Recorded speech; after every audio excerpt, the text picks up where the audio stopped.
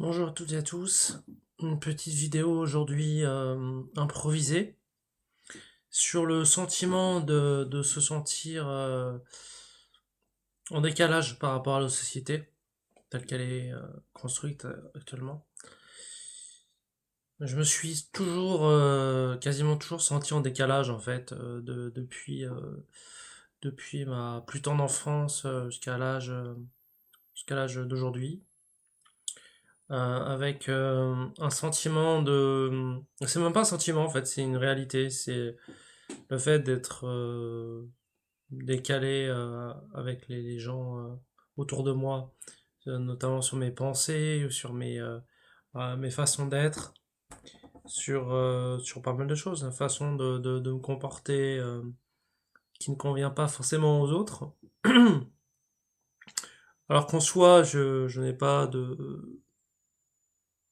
comment dire ça, des réactions forcément inadaptées, où je fais du mal à autrui ou autre. Mais voilà, c'est depuis que j'ai l'âge d'aller à l'école, eh bien, je ressens quelque chose de malaisant, notamment avec les enfants quand j'étais petit. Ça s'est un peu aggravé après à l'adolescence et à l'adulte, ça s'est un peu stagné, mais c'est toujours aussi présent.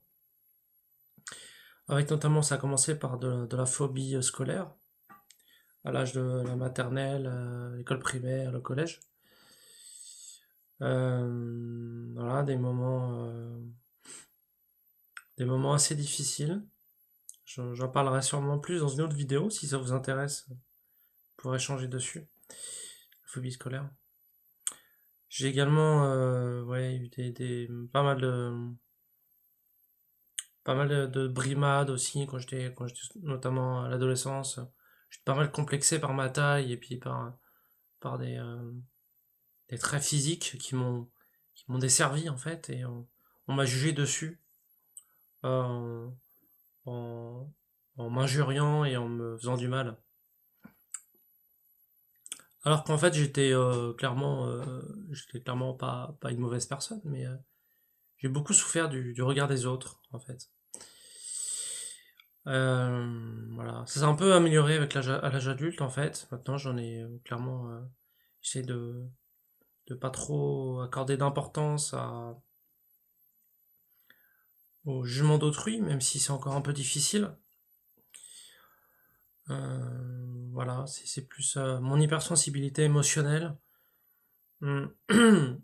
Lorsqu'on m'attaque, qu'on qu'on me critique ouvertement, qu'on rigole sur moi, ça j'ai un peu de mal, je sais pas si certains peuvent se reconnaître dedans. Voilà, le fait d'être en décalage, je me suis intéressé à des choses plus jeunes que les autres enfants ne s'intéressaient pas forcément. Je me suis beaucoup réfugié dans la lecture, très tôt, et l'écriture. Ce qui m'a valu d'être catalogué d'intello, intellectuel, etc. Maintenant, avec l'âge, je le prends plutôt comme un compliment, mais à mon âge d'enfant, je le voyais plutôt comme une moquerie, et c'était assez douloureux. Je me suis pas mal intéressé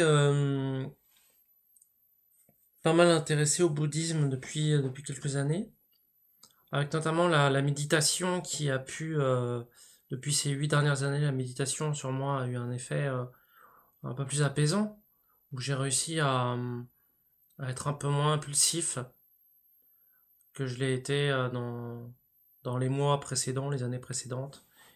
Euh, Faire la méditation un peu tous les jours, 10 minutes, 20 minutes par jour.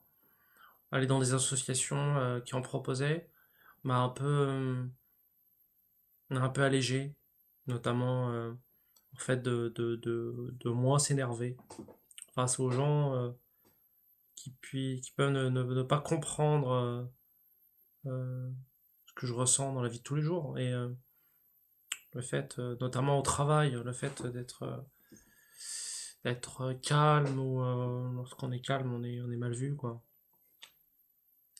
Ou la plupart du temps, il faut faire la société actuelle, il faut surtout faire du bruit, se faire remarquer, parler fort, etc. pour être accepté. Souvent, pas tout le temps, mais souvent quand même. Voilà. Je sais pas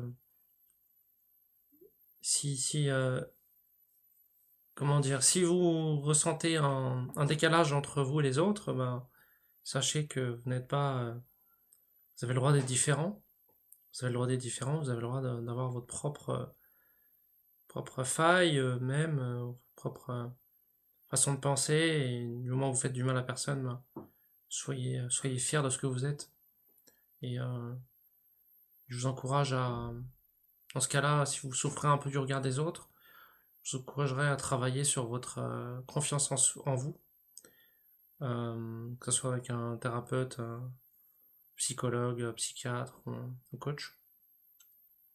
La confiance en soi est quelque chose de fondamental, à mon avis, pour être épanoui et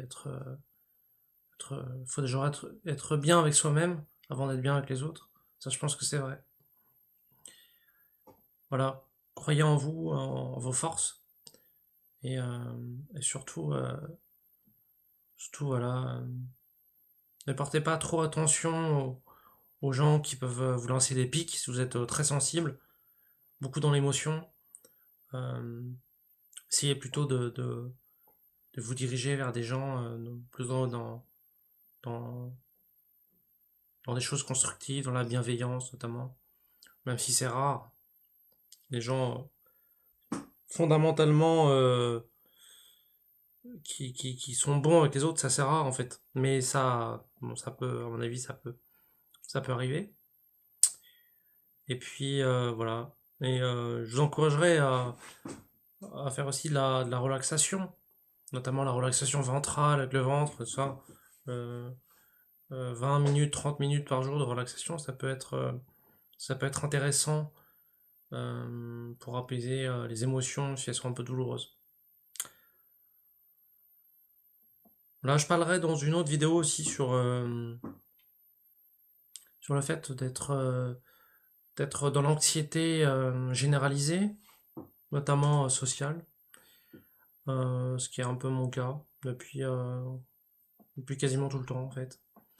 Et si je peux me permettre, je suis quelqu'un de lambda, mais je pourrais vous donner des techniques qui ont potentiellement marché sur moi pour apaiser un peu la souffrance d'être en groupe. Voilà, ça sera le but d'une prochaine vidéo. Et puis peut-être même des idées de lecture. Voilà. Bon bah n'hésitez pas si vous voulez partager en commentaire, si pour les personnes qui regardent jusqu'à la fin de la vidéo, si la vidéo est intéressante ou pas, c'est toujours bon de faire un retour. Constructif de préférence, je préférerais. Et puis voilà. Et voilà, j'essaye de m'exprimer de mieux en mieux sur mes vidéos. Bon, je sais qu'il y a encore, c'est pas parfait, il y a encore pas mal d'hésitation dans ce que je m'exprime.